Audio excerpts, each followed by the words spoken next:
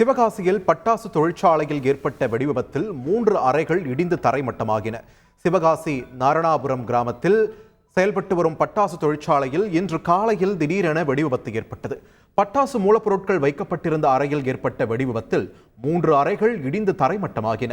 இங்குள்ள 50 அறைகளில் சுமார் 200 தொழிலாளர்கள் தினமும் பட்டாசு ரகங்களை உற்பத்தி செய்து வரும் நிலையில் இன்று காலை தொழிலாளர்கள் யாரும் பணிக்கு வராததால் பெரும் அசம்பாவிதம் தவிர்க்கப்பட்டது.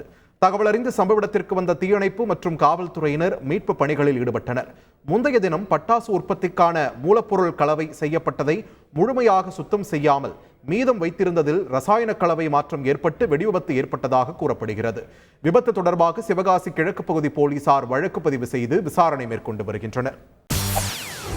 செய்திகளை உடனுக்குடன் தெரிந்து கொள்ள உடனே சப்ஸ்கிரைப் பண்ணுங்க.